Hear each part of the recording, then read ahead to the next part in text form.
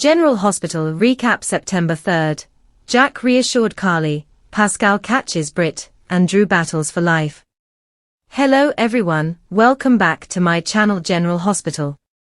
I hope everyone is having a wonderful day. Before starting the video, please subscribe and keep watching for more details videos. Carly leans on Jack's strength, Britt's secret is uncovered by Pascal, and Drew's battle for survival leaves everyone fearing the worst. General Hospital recap for Wednesday, September 3rd revealed Drew Cameron Matheson, was rushed to surgery in critical condition. Anna Devane, Finola Hughes, and Dante Falconeri, Dominic Zamprogna, along with Harrison Chase, Josh Swickard, dove in on a high-stakes investigation to find his attacker, and more. The news of Drew's shooting spreads. The news of Drew's shooting started to circulate in Port Charles during the September 3rd episode of General Hospital. After Tracy Quartermaine, Jane Elliott, discovered her nephew, Anna and Dante began their investigation, while Portia Robinson, Brooke Kerr, seized an opportunity that was almost given to her. At the same time, Carly Spencer, Laura Wright, aimed for an honest discussion about her relationship with Jack Brennan, Chris McKenna. After assisting Jocelyn Jacks, Eden McCoy, and Vaughn, Bryce Durfee, Britt Westbourne, Kelly Thibaud, reached out to Jason Morgan, Steve Burton, for help. Read on for all the details. Make sure to check out our weekly GH spoilers here. A brief replay of Drew's shooting aired. First, a short replay of Drew's shooting was shown, while Trina Robinson, Tabyana Ali, and Kai Taylor hid in a bedroom. Drew retrieved something from his safe. Holding a drink, the congressman approached the fireplace, gazing lovingly at a framed picture of himself and Willow Tate, Caitlin McMullen, and then at her engagement ring. He set the ring beside the photo, and softly promised that everything would be fine. Just as Drew finished his drink, a gunshot echoed. And Kai flinched at the sound from their hiding spot in the bedroom in the living room. Drew fell to the ground, having been shot in the back. A dark figure approached Drew, and fired again, at close range before walking away. Trina and Kai emerge from Drew's bedroom, and Kai convinces Trina to leave with him. Kai prevented Trina from going out of the bedroom to check, but then he exited the room himself, holding a softball bat, after hearing someone leave the house. Not wanting to be alone in the room, Trina followed him, and they found an unconscious Drew lying on the living room floor. Since Drew still had a pulse, Trina wanted to stop the bleeding and call the police, but Kai cautioned her that they should leave him alone. They could be implicated, because they had broken into his house in the first place. Seeing headlights from the front window, Kai instructed Trina to exit through the back door. Before leaving the house himself, Kai slightly opened the front door. Lucas looked for Willow at the hospital, who'd gone MIA, as Anna talked with Chase. Lucas Jones, Van Hansis, was searching for the missing Willow at the hospital, and Elizabeth Weber, Rebecca Herbst, mentioned that her friend had left her shift. In the hallway, Harrison Chase, Josh Swickard, told Anna his theory that Drew had a motive to kill Judge Eva Heron, Tessa Auberjonois, to keep Willow dependent on him. Anna didn't agree, suggesting that Chase's judgment could be influenced by his history with Willow, but the detective maintained that Drew could commit murder. Chase did finally agree with Anna that she was more objective where Willow was concerned than he was. Anna shot down everything Chase said as to Drew's motives with her incredible detective logic. Willow suddenly returned, soaking wet and kind of out of it. Then, suddenly, drenched and soaked to the bone, Willow entered the GH emergency room, seeming kind of out of it. By her friend's condition, Elizabeth inquired about her whereabouts, but Willow merely gazed at her in silence. Later on, Liz confided in Lucas that Willow had returned. She had stepped out for a walk to clear her head after hearing some distressing news and ended up in the rainstorm. Lucas felt that Liz was being overly forgiving towards Willow and was concerned that she might end up being pulled down with Nurse Tate. Elizabeth told him she'd been in trouble herself and gotten help, and she was just paying it forward. Tracy discovers Drew in distress, called 911 and was forced to answer questions. As Tracy approached Drew's front door, it opened, and she was horrified to see her nephew bleeding on the living room floor. "Don't you dare die on me," she said, checking for a pulse and calling 911. Later, as paramedics carried Drew out, Tracy insisted on going in the ambulance with him, but before she could leave, Anna and Dante arrived to look into the crime scene. Tracy became emotional, telling Anna that she had come to talk to Drew about allowing Emily's scout, Kane, Cosette Abenanti, to see the family. She explained the restraining order against Rocco Falconeri, Finn Carr, and Danny Morgan, Asher Antonisny, meant Scout couldn't visit Monica Quartermaine, Leslie Charlson, at the Quartermaine house either. Tracy worried how she'd tell Monica if Drew were to die. As Tracy contemplated how she would tell Monica if Drew passed away, Dante took Anna aside to inform her that he had discovered mud and water near the back door. Both Anna and Dante believed the crime scene did not appear to show signs of forced entry. In fact, Dante mentioned that the only item that seemed out of place was the softball bat lying on the floor. Tracy was excused, recalling that she had stepped over the bat earlier. Anna and Dante started compiling a lengthy list of suspects who might want Drew Kane dead. Dante remarked that it would be a long list. "Who's at the top?" she questioned. Kai and Trina discuss leaving Drew at the scene and their culpability. Back at her apartment with Kai, Trina started to worry about how leaving Drew made them seem guilty. "We already are guilty," he stated, "of trespassing and burglary. And how would we justify hiding in Drew's bedroom, while he had a believable reason for being there as Drew's assistant?" Kai noted that Trina did not. Later, as Kai looked at his phone for any updates about Drew, Trina worried that during the investigation, the police might take the evidence Drew had against her mother. Then, Kai gave her the envelope containing Heather Weber's, Ali Mills, altered tests. "No one can find out that we were there, so I can't even tell my parents that they are safe," Trina lamented. Michael arrived to find Wiley awake, with Brooke Lynn comforting him.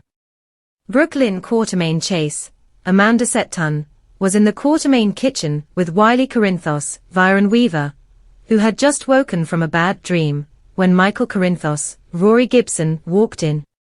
He was soaked from the storm outside and dressed entirely in black, after having had a talk with Christina Corinthos Davis, Kate Monsey, and also having talked to his mother. He apologized for not being there when Wiley woke up, promising his son that he would always be there for him and his sister. "But that's what Mommy said. Now we never see her," the little boy expressed sadly.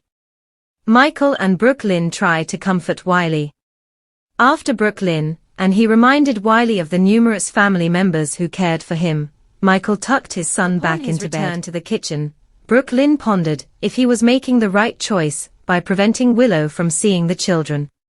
Michael stood by his conviction that Willow was too unpredictable to be around the kids, leaving Brooke Lynn astonished with the revelation that she was returning to Drew. Willow was simply too unstable to be around their children. Michael reiterated he would do anything to keep Willow away from Wiley and Amelia Corinthos, Serenity, and Sequoia Mork-Mako. Willow and Portia learn of Drew's shooting. After changing into dry scrubs following her walk in the rain, Willow exited the elevator and bumped into Chase. Hearing the news that Drew had been shot, she collapsed in his arms. Later, in the break room, Willow found herself wondering if Drew would survive the surgery. Meanwhile, as he and Liz prepared Drew for the operation, Lucas hoped he could extract the bullets without harming the spinal cord. In Isaiah Gannon's, Andy Wilson, room at the Metro Court, he and Portia were sharing a kiss when she received a call about a VIP arriving at the hospital and left. Upon arriving at GH, Portia was shocked to discover from Liz that the patient was Drew, who was in critical condition after sustaining 2 gunshot wounds to the back. Lucas brings Portia up to speed on Drew's condition. She scrubs in to assist. As Lucas made his way to the operating room, he reassured a concerned Willow that Drew was stable enough for transport to surgery, promising to do everything he could to assist him. While updating Portia, who had just arrived, Lucas explained that the position of the bullets put Drew at risk of paralysis. He emphasized that the sooner he could perform the operation, the better the chances of preserving Drew's mobility. This information caught Portia's attention, and she offered to scrub in for the surgery. This would allow Lucas to proceed without waiting for the doctor he had been expecting to help. Colette's interruption of Brennan in his office. Brennan was enjoying a drink in his office when Colette Moreau, Mercedes Renaud Lopez, walked in for an update. Worried that it had been 48 hours without any word from Jocelyn Jacks, Eden McCoy, or Vaughan Bryce Durfee, she criticized Jack.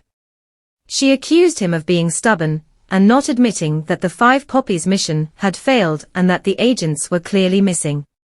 Pushing back, Jack questioned whether she wanted him to fail, arguing that Vaughan missing a check-in wasn't a significant issue.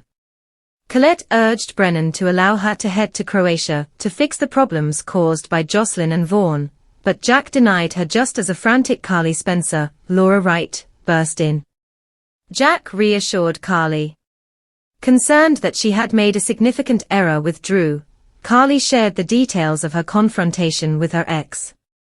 As she described her year-long relationship with Drew and how he turned out to be different from her expectations, Jack asked if Carly feared she might be mistaken about him.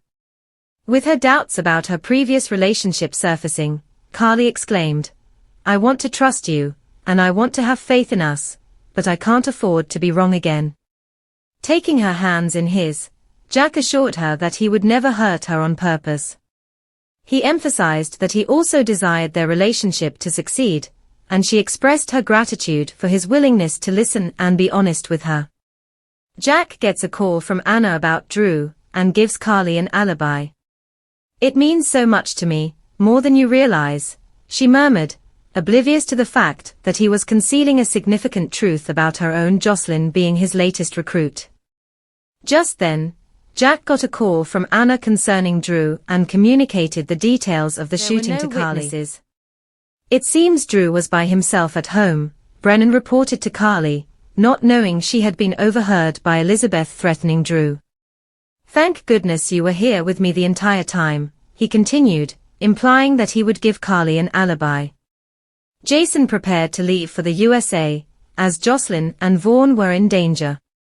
In the meantime, Jason Morgan, Steve Burton, was waiting to get on a plane to Port Charles at the Charles de Gaulle Airport in Paris. He called Danny Morgan, Asher Antonizin, to let him know there was a delay. He couldn't help but flash back to his conversations with Britt Westbourne, Kelly Thibaud, remembering how hurt she was by his devotion to Carly and always running to help her. Britt credited that as one reason she couldn't return to Port Charles with him, which he'd offered, in rescue from the situation she is in. Meanwhile, at the Five Poppies resort, Jocelyn was upset over Britt walking out on her and Vaughan Bryce Durfee, who were still captive. Pascal and a goon enter the room Vaughan and Joss are captive in. As Pascal, Mark Forget, entered the room, he offered them water in return for the names of others who were aware of the operation. Vaughan insisted that Agent Jax was unaware, as she was merely part of his cover story. Meanwhile, Britt was lurking in the hallway and heard Joss scream, just as one of Pascal's goons was about to cut her throat. To intervene, Vaughan admitted that they were reporting to Brennan, but he was unsure who else was involved in the case. After signaling to release Jocelyn, Pascal cautioned them that if the combination to the black box failed, he would get rid of them. Britt sneaks in after Pascal and the goon leave. Stepping into the hallway, Pascal said that Brennan's secrecy could be advantageous, as it would simplify erasing their operations traces at the Five Poppies once they dealt with Joss and Vaughan. Once they were alone again, a frustrated Joss and Vaughan argued, with her scolding him for allowing Pascal to believe they could use her to get to him. Vaughan softened and whispered, "They're not wrong." For a moment, they exchanged a heated glance. Vaughan then pointed out that he hadn't revealed anything to Pascal that he didn't already know from their WSB files, such as the black box, indicating there's a mole at the bureau.